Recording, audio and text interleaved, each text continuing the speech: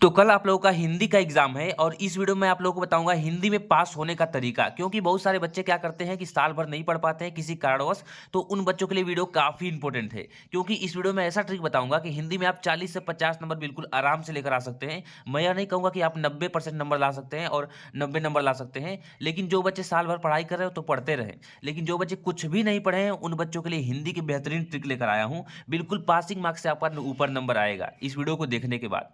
ऐसा ट्रिक बताऊंगा कि आपको पूरे यूट्यूब पे वो ट्रिक कहीं नहीं मिलेगी, और इस ट्रिक के बाद में पूरा का पूरा पेपर आप वैसे ही हल करके चले आएंगे। तो चलिए शुरू करते हैं बिना किसी देरी के, क्योंकि कल आपका हिंदी का एग्जाम है और आज यह ट्रिक की वीडियो अगर जो आप देख कर जाते हैं या फिर हिंदी के पेपर के दिन ही देख कर जाते हैं तो पूरा का पूरा नंबर आपका 30 से 40 नंबर फिक्स हो जाने वाला है। तो चलिए शुरू करते हैं। देखिए आपके पहले तो क्या होते हैं, 20 बहुविकल्पी प्रश्न आते हैं। तो पहले मैं बहुविकल्पी का ट्रिक बता देता हूँ। ठीक है, तो यहाँ पे देखिए आपकी देखिए कॉपी है बोर्ड की। ठीक है, या बोर्ड की आपकी कॉपी है और ये आपका पेपर है, और कैसे करना है आपको मैं बताता हूँ आप लोगों को। तो यहाँ पे देखिए आपके देखिए कौन कौन से प्रश्न आते हैं। तो आपके बोर्ड में आते हैं एमसीक्यू। ठीक है, आपके कितने कौन कौन से क्वेश्चन आते हैं, आपके एमसीक्यू आते हैं, यानी कि मल्टीपल चॉइस क्वेश्चन। ठीक है, आपके 20 एमसीक्यू आते हैं। ठीक है, कितने कितने एमसीक्यू आते हैं, तो टोटल 20 एमसीक्यू आते हैं। और उसके बाद से आपके सब्जेक्टिव क्वेश्चन आते हैं, यानी कि वर्णनात्मक। तो आप इसको लिख सकते हैं सब्जेक्टिव। ठीक है, सब्जेक्टिव आपके आते हैं कितने नंबर के, तो सब्जेक्टिव आपके 50 नंबर क्वेश्चन आते हैं। ठीक है, और दोनों मिलके कितना हो जाता है, दोनों मिलके आपका 70 नंबर के क्वेश्चन बन जाते हैं। ठीक है, दोनों मिलके आपका 70 नंबर हो जाता है। आपके 20 ऑब्जेक्टिव और 50 सब्जेक्टिव क्वेश्चन होते हैं। ठीक है, तो आपका दोनों मिलके 70 नंबर का पेपर आपका बन जाता है। तो देखिए ऐसा ट्रिक बताने वाला हूँ जिससे कि जो आपका एमसीक्यू है वो 20 नंबर का है, तो इसको कैसे करना है, और जो आपका 50 नंबर का सब्जेक्टिव है इसको कैसे करना है। ठीक है, किस प्रकार से ट्रिक को अप्लाई करना है, बिल्कुल वीडियो को ध्यान से देखेंगे। तो देखिए जो 20 नंबर के आपके ऑब्जेक्टिव होते हैं उसमें टोटल आपके 5 प्रकार के ऑब्जेक्टिव पूछे जाते हैं। 1 प्रकार के, 2 प्रकार के, 3 और 4, और साथ ही में 5। अब देखिए कौन कौन से होते हैं। जो पहला ऑब्जेक्टिव का तरीका होता है, जो पहला पेपर का तरीका होता है, इसमें आपका आता है कि जैसे आपका ऑप्शन 4 दिया रहेगा, जैसे ए ऑप्शन, बी ऑप्शन और सी ऑप्शन, 4 ऑप्शन दिया रहेगा। ठीक है, 4 ऑप्शन आपको दिया रहेगा। कौन कौन सा, ए दिया रहेगा और बी दिया रहेगा, सी और डी। ठीक है, और चारों में क्या होगा ना कि एक ऑप्शन सबसे डिफरेंट होगा। एक ऑप्शन आपका सबसे क्या होगा, डिफरेंट होगा, सबसे डिफरेंट।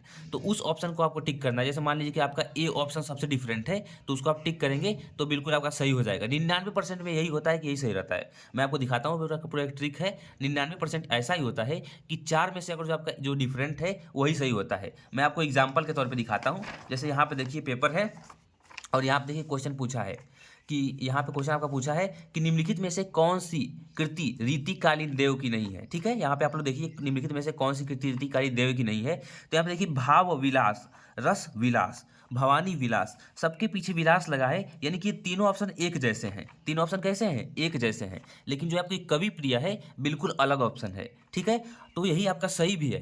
तो आप सोच सकते हैं कि ट्रिक आपकी कितनी काम कर रही है। आप देख लीजिए कि आपकी ट्रिक कितनी काम कर रही है। तो जो ऑप्शन आपको डिफरेंट लगे, जो आपको पढ़ने में डिफरेंट लगे, उस ऑप्शन को ट्रिक करेंगे। तो ये आपके एमसीक्यू की पहली ट्रिक थी, और ऐसा पूरे यूट्यूब पे कोई नहीं बताया। आप लोग पूरा वीडियो खोल कर देख लीजिएगा, कोई ऐसे नहीं बताया है। ठीक है, अब दूसरा आपका आता है कि देखिए आपके क्या होता है कि ए या बी दोनों, देखिए कभी कभी आता है कि और ए और बी, ए और बी दोनों, ऐसे करके आपके ऑप्शन आते हैं, चाहे ए और सी दोनों, ऐसे करके आपका आता है। तो इसमें आपको क्या करना है, इसमें आपको मैं थोड़ा सा जूम कर देता हूँ। इसमें आपको जो ए और बी दोनों है उसी को टिक करना है, क्योंकि 99% केसेस में यही सही होता है। इसका भी मैं आपको एग्जांपल दिखा दूंगा, लेकिन पहले पूरी ट्रिक आपको बता देता हूँ, उसके बाद से बताऊंगा। तो आपको वही ट्रिक करना है, ए और बी दोनों वाला। ठीक है, यहाँ पे आपको मैं बता दे रहा हूँ, तो इसको आप टिक करेंगे। और एक जो एमसीक्यू का टाइप होता है, इनमें से कोई नहीं, 4 ऑप्शन दिया रहेगा आपको, और एक ऑप्शन आपका रहेगा कि इनमें से कोई नहीं। ठीक है, जो आपका रहेगा इनमें से, यहाँ पे लिखना नहीं बन रहा है नीचे, इसलिए थोड़ी सी राइटिंग मेरी गड़बड़ दिख रही है। हालांकि आप लोग समझ जाइए, इनमें से कोई नहीं, तो उसी को आपको टिक करना है। ठीक है, इनमें से जो कोई नहीं ऑप्शन आपका देगा उसी को आपको टिक करना है। ठीक है, क्योंकि जो इनमें से कोई नहीं है बिल्कुल वही सही होता है। ठीक है, क्योंकि 99% केसेज में बता रहा हूँ कि ये सारे ऑप्शन सही होते हैं। अब आपको तुक्केबाजी करनी है, आपको कुछ आ तो नहीं रहा है, मैं बताया हूँ ना कि जो बच्चे कुछ भी नहीं पढ़े हों उन लोगों के लिए वीडियो है। तो अगर जो आपको नहीं आ रहा है तो इनमें से कोई नहीं आपको टिक करेंगे। अब देखिए चौथा कैसा टाइप का आता है आपका एमसीक्यू। जो चौथा टाइप का एमसीक्यू आता है दो ऑप्शंस के आपके क्लियर रहेंगे, जो दो ऑप्शंस रहेंगे आपके बिल्कुल क्लियर रहेंगे, ठीक है। और आपको दो ऑप्शंस में संदेह रहेगा, तो उसमें आपको कैसे करना है, ठीक है। जैसे कि यहाँ पे आप देख लीजिए, दिया है कि शुक्ल युग का नामकरण किस विद्वान के नाम पर किया गया। तो देखिए यहाँ पे आपका आ गया वंशीधर शुक्ल, वैकुंठ शुक्ल और रामचंद्र शुक्ल और आचार्य रामचंद्र शुक्ल। तो यहाँ पे बहुत सारे बच्चे क्या होंगे कि इन सभी तीनों चारों को ऑप्शन को देख के कन्फ्यूजेबल होंगे। लेकिन जो यहाँ पे आचार्य रामचंद्र शुक्ल हैं, इनका नाम बार बार आपने सुना होगा। तो जो फेमस होते हैं लोग, उनको पहले टिक किया जाता है। तो जो फेमस, याद रख लीजिए कि जो कभी ज़्यादातर को जो जिसके नाम से युग फेमस होता है, उसको भी आप टिक कर सकते हैं, ठीक है। तो चौथे टाइप में जो आपको ऑप्शन सबसे ज़्यादा डिफरेंट लगे, जो आपको सबसे ज़्यादा डिफरेंट लगे और जो आपको सबसे ज़्यादा यूनिक लगे और जो आपको सबसे ज़्यादा प्रसिद्ध लगे, उसको आप टिक करेंगे, ठीक है। ये केवल टिक है। अब देखिए पांचवा कैसा टाइप का आता है, जो आपका पांचवा टाइप होता है, उसमें क्या होता है कि विधा पूछी जाती है कि किस विधा की रचना है, ठीक है। तो जैसे ही आप पढ़ेंगे, तो किसी चीज़ को पढ़ने से आपको उसमें समझ में आए। जैसे यहाँ पे दिया है कि सेवा सदन उपन्यास लेखक है, उपन्यास के लेखक हैं। तो देखिए, तो उपन्यास के लेखक पूछा है। अदरवाइज मैं आपको दिखाता हूँ उसकी आपको इसका ट्रिक बताता हूँ कि अगर जो आप विधा पूछेगा तो कैसे बताएंगे, ठीक है। तो विधा जब पूछेगा ना, तो जब आप उसको पढ़ेंगे तो आपको बिल्कुल क्लियर हो जाएगा कि ये उपन्यास है कि कहानी है। कई बार कहानी और विधा में डिफरेंस नहीं करवाते, लेकिन अधिकतर टाइम में उपन्यास रहता है। कैसा रहता है? उपन्यास रहता है। तो जिस भी ऑप्शन में आपको विधा पूछे, उपन्यास को आप टिक कर देंगे। अगर जो आपको कुछ नहीं आता है, तो केवल एक ट्रिक बता रहा हूँ आप लोग को, ठीक है। तो उपन्यास को आप क्या करेंगे? टिक कर देंगे, ठीक है। अधिकतर केसेस में, मोस्ट ऑफ द केसेस में, 99% केसेस में जो आपका उपन्यास होता है उसी को ऑप्शन में बनाकर देते हैं। तो ये तो आपका हो गया ऑब्जेक्टिव का ट्रिक, ठीक है। ये आपके ऑब्जेक्टिव का ट्रिक हो गया। अब चलिए हम देखते हैं सब्जेक्टिव क्वेश्चंस को कैसे करेंगे। तो यहाँ पे मैं आपको दिखाता हूँ आगे बढ़ा के पेपर को, ठीक है। तो ऑब्जेक्टिव की तो आपको ट्रिक हो गई, लेकिन अब यहाँ पे सब्जेक्टिव आपका क्वेश्चन देखिए, यहाँ पे आ गया कि विश्वास पात्र मित्र से बड़ी रक्षा रहती है। ये आपका सब्जेक्टिव क्वेश्चन है, ठीक है। और यहाँ पे देख सकते हैं एक खंड ब का है, वर्णनात्मक प्रश्न है, ठीक है। यहाँ पे आप देख सकते हैं ये है आपका खंड ब का वर्णनात्मक प्रश्न। तो आप कैसे डालेंगे? आप हेडिंग पहले डालेंगे सबसे ऊपर। सबसे ऊपर पहले क्या करेंगे? आपको कुछ नहीं करना रहेगा। कुछ भी नहीं आता है तो आप लोग प्रेजेंटेशन बहुत बढ़िया करेंगे। कैसे करना है आपको? तो यहाँ पे आप लिखेंगे, यहाँ पे आप स्केच से लिखेंगे, ठीक है। स्केच से लिखेंगे। यहाँ पे आप स्केच से क्या लिखेंगे? खंड ब, ठीक है। जिस प्रकार मैं लिख के बता रहा हूँ बिल्कुल उसी प्रकार से आप लिखेंगे। देखिए ये सब आपको नहीं बताया हूँ ट्रिक, इसके नीचे लिख आपको बताता हूँ कैसे आपको लिखना है। आप कॉपी पे लिखेंगे वाले खंड ब, ठीक है। यहाँ पे आप लिख देंगे खंड और यहाँ पे आप लिख देंगे आगे इसके ब, ठीक है। हेडिंग बिल्कुल अच्छे से डालेंगे, खंड ब। ये आपका खंड ब हो गया। और इसके नीचे लिखेंगे वर्णनात्मक प्रश्न, ठीक है। वर्णनात्मक प्रश्न, वर्णनात्मक, ठीक है। वर्णनात्मक प्रश्न, ऐसे आप कर देंगे वर्णनात्मक प्रश्न। और उसके बाद से वर्णनात्मक प्रश्न, अब इसके नीचे आपको क्या करना है? इसके बाद से आपको डालना है जो आपका है प्रश्नोत्तर संख्या 1, ठीक है। प्रश्नोत्तर संख्या आपका जो भी हो, तो आप प्रश्नोत्तर संख्या डाल लेंगे, ठीक है। प्रश्नोत्तर संख्या यहाँ पे डाल लेंगे जो भी प्रश्नोत्तर संख्या हो। जैसे 21 पे आता है, जैसे 20 नंबर के आपके ऑब्जेक्टिव हो गए, और 21 नंबर पे आता है आपका सब्जेक्टिव, तो आप लिखेंगे प्रश्नोत्तर संख्या 21, ठीक है। ऐसे आप डालेंगे प्रश्नोत्तर संख्या, ठीक है। आप डालेंगे प्रश्नोत्तर, ठीक है। प्रश्नोत्तर संख्या क्या? 0 मतलब 21, प्रश्नोत्तर संख्या 21। ऐसे आप लिख देंगे प्रश्नोत्तर संख्या 21। अब यहाँ पे देखिए कि कैसे आपको सब्जेक्टिव क्वेश्चंस करना है, ठीक है। सब्जेक्टिव क्वेश्चंस की ट्रिक मैं आपको बताने वाला हूँ। जैसे यहाँ पे दिया है कि विश्वास मात्र पात्र मित्र से बड़ी रक्षा रहती है और सहायता देंगे तब। तो आपको ऐसे कॉपी में उतार लेना है विश्वास पात्र। देखिए जो यहाँ पे दिया है सबसे आगे, यहाँ पे दिया है विश्वास पात्र मित्र लिख देंगे, और यहाँ पे लास्ट का वर्ड लिख देंगे सहायता देंगे। तो यहाँ पे आप लिखेंगे विश्वास पात्र मित्र, ठीक है। विश्वास पात्र, विश्वास, विश्वास पात्र, ठीक है, मित्र। ऐसे आप लिख देंगे विश्वास पात्र मित्र, फिर डैश डैश डैश करके, फिर कहाँ तक है? तो सहायता देंगे, सहायता देंगे, ठीक है। सहायता देंगे इस तरह आप डाल लेंगे। अब इसके बाद से आपको क्या करना है? सहायता देंगे के बाद यहाँ से आपको व्याख्या स्टार्ट करनी है। तो अब आप प्रश्नोत्तर संख्या देखिए, इसका पहला डाल के यहाँ पे डालेंगे, यहाँ पे पहला, और उसके बाद से तब यहाँ पे इसको आप इसकी गद्यांश की व्याख्या कर सकते हैं अपने शब्दों में, जो आपका इस गद्यांश है। अब कैसे करना है आपको मैं बताता हूँ। जैसे कि अब आपका गद्यांश आ गया, अब आपका गद्यांश का संदर्भ पूछा है तो देखिए बार बार आपके मित्र मित्र मित्र मित्र आ रहा है, तो इसको ट्रिक से आप पहचान सकते हैं कि मित्रता नामक पाठ से लिया गया है। तो आप इस लिखेंगे प्रस्तुत गद्यांश हमारी पाठ्य पुस्तक हिंदी के मित्रता नामक पाठ से लिया गया है, जिसके लेखक आचार्य रामचंद्र शुक्ल जी हैं। अब आगे रेखांकित अंश की व्याख्या। तो आपने तो कुछ पढ़ा नहीं है, तो व्याख्या कैसे करेंगे? तो देखिए जो भी रेखांकित अंश है उसको आप लिखेंगे यहाँ पे दूसरा आप डाल लेंगे। पहला तो मैंने संदर्भ बता दिया कि यहाँ पे आप संदर्भ हेडिंग डालेंगे।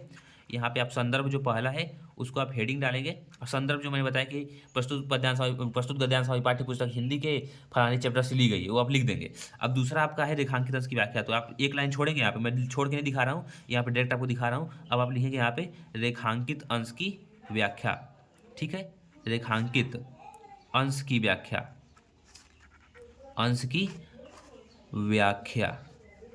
ठीक है, रेखांकित अंश की व्याख्या डालेंगे, और उसके बाद से यहाँ पे जो रेखांकित अंश है उसके, अब देखिए यहाँ पे मान लीजिए आपको कुछ नहीं समझ में आ रहा है, तो देखिए कुछ भी जब समझ में आए तो इसको तोड़ मरोड़ के अपने शब्दों में लिखिए। जैसे विश्वास पात्र मित्र से बड़ी रक्षा रहती है, आपको भी पता है कि जो विश्वास पात्र मित्र होता है उससे बहुत रक्षा रहती है, क्योंकि वो आपका हमेशा साथ देता है और आपके बुरे वक्त में भी आपका वो साथ देता है। तो इस तरह बिल्कुल अपने शब्दों में बना बना कर लिखना है, और जो कुछ भी नहीं आए तो सेम तो उतारना नहीं है, थोड़ा मोड़ा चेंजेस कर देना है अपने लैंग्वेज में। थोड़ा मोड़ा, इतने भी आप गवार नहीं है कि इसमें थोड़ा मोड़ा चेंज न कर पाए। तो इस तरह करके आपको व्याख्या लिख देनी है, पूरा लिख कर आना है, तभी नंबर मिलेगा। अगर थोड़ा बड़ा इधर उधर रहेगा तो अभी नंबर मिल जाता है, मैं बता दे रहा हूँ। अब यहाँ पे दिया कि लेखक ने विश्वास पात्र मित्र की तुलना किससे की है? तो यहाँ पे देखिए कि अब यहाँ पे दिया है कि समझना चाहिए कि खजाना विश्वास पात्र मित्र जीवन की एक औषधि है। विश्वास पात्र मित्र जीवन की क्या है? एक औषधि है। तो किससे तुलना की है? औषधि से तुलना की है। ठीक है, तो यहाँ पे भी आप ऐसे लिख देंगे तो रेखांकित अंश की व्याख्या आपको क्लियर हो जाएगी। संदर्भ क्लियर हो गया, रेखांकित अंश की व्याख्या और औषधि से तुलना की है। अब जैसे अब हम आगे बढ़ते हैं, अब आगे पद में भी देखिए आपको यहाँ पे दिया है कि उधव मन भय न 10-20 एक हुतो सो गयो श्याम संग को अवराधे ईस। अब यहाँ पे देखिए उधो उधो आ रहा है, अब पूरा पढ़िए, पूरा पढ़ने का प्रयास कीजिएगा, एक भी लाइन ऐसा मत छोड़िएगा कि आप नहीं पढ़े हैं। अब यहाँ पे जैसे जैसे आप आगे आगे देखिए, यहाँ पे आ गया सूर। जब यहाँ पे सूर आ गया तो आपको क्लियर हो गया कि सूरदास जी लिखे हैं। अब सूरदास जी लिखे हैं तो आप लिखेंगे कि प्रस्तुत पद्यांश हमारी पाठ्य पुस्तक हिंदी के अब आपको चैप्टर का नाम नहीं पता। ठीक है, चैप्टर का आपको नाम नहीं पता, तो अब क्या करेंगे आप यहाँ पे?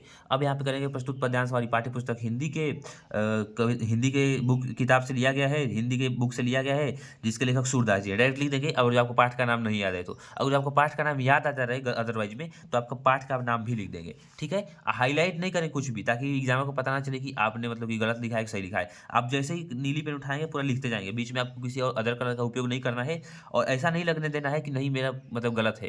पूरा आप लोग को ऐसे प्रेजेंट करना है कि ताकि पूरा सही का सही ही है। तो ये आपके गद्यांश और पद्यांश की ट्रिक थी। अब मैं आपको दिखा देता हूँ कि आपको संस्कृत कैसे करना है। जैसे संस्कृत आपका आ गया यहाँ पे कि वाराणसी सुविख्याता प्राचीन नगरी। अब जैसे वाराणसी एक आध दो चैप्टर के आप लोग नाम तो याद ही करके चले जाइए, जो वाराणसी आपका चैप्टर है वो आता ही आता है। तो इसका संदर्भ आप लोग याद कर लीजिए। अभी क्लास में मैं आपको बता दे रहा हूँ कि प्रस्तुत संस्कृत गद्यांश हमारी पाठ्य पुस्तक हिंदी के अनिवार्य संस्कृत के वाराणसी नामक पाठ से लिया गया है। ये जो संदर्भ मैंने बोला है ये सब में लगा दीजिएगा। आपको कुछ नहीं समझ में आए, कोई भी गद्यांश लिखिए, यही संदर्भ लिखकर चले जाइएगा। ठीक है, जिसमें बनारस का नाम हो, जिसमें बनारस वगैरह बनारस की हमारी संस्कृति की बात हो, वहाँ पे आप डायरेक्ट इसी संदर्भ को जाकर लिखकर चले आएंगे। ठीक है, क्योंकि ट्रिक है और आप लोग इतने नंबर पासिंग पा जाएंगे। अब देखिए 20 नंबर में से और जो ऑब्जेक्टिव आप मेरे ट्रिक से मारते हैं, इस ट्रिक से अगर आप ऑब्जेक्टिव लगाते हैं तो कम से कम आपके ऑब्जेक्टिव में 10 नंबर से ऊपर ही फिक्स हो जाएंगे, 10 नंबर से ऊपर ही आ जाएंगे। और जो मैंने व्याख्या बताया उसमें भी आप 10 नंबर आराम से 20 नंबर, यानी कि टोटल आपके 33 नंबर उसी तरह हो जा रहे हैं पासिंग नंबर। तो पासिंग नंबर तक मैंने आपको बता दिया। और निबंध वगैरह आप लोगों ने याद ही किया होगा, जो निबंध वगैरह है उसको भी आप लोग याद कर लीजिए। किस पे? विज्ञान पे याद कर लीजिए, अभिशाप वरदान पे, या फिर पर्यावरण प्रदूषण पे। अपने शब्दों में पूरा, जैसे कूड़ा कचरा के बारे में, जैसे कि आपका प्रदूषण पे आ गया तो अपने शहर की सफाई गंदगी कुछ भी एकदम अपने मन से भर दीजिए कि ये मतलब आपको काफ़ी सारा छोड़ के कुल मिलाकर नहीं आना है। अपनी समस्याओं को लिख देना है उसमें, प्रदूषण की समस्याओं को, कि जब बहुत ज़्यादा कचरा बढ़ता है तो हम उससे क्षतिग्रस्त होते हैं। जो पशु पक्षी होते हैं उस कचड़े को खाकर वो भी मतलब कि क्या होते हैं, मतलब कि आप बोल सकते हैं कि उनकी भी तबीयत खराब हो जाती है। ऐसे ऐसे करके आपको पूरा पूरा बना कर लिखना है। ठीक है, एक भी नंबर आप मान लीजिए पूरा पूरा नंबर तो आप नहीं ला सकते, लेकिन पासिंग नंबर जो आपका है पूरा 70 में से 23 नंबर वो बिल्कुल आराम से आप ला सकते हैं। ठीक है, तो वीडियो कैसी लगी कमेंट करके बताएंगे। और ये सबसे ज़्यादा कमजोर छात्रों के लिए वीडियो थी। जो पढ़ने वाले बच्चे हैं वो अपना पढ़ते रहें, वो अपना करते रहें, उन लोगों के लिए ये नहीं है। ठीक है, चलिए मिलते हैं नेक्स्ट वीडियो में।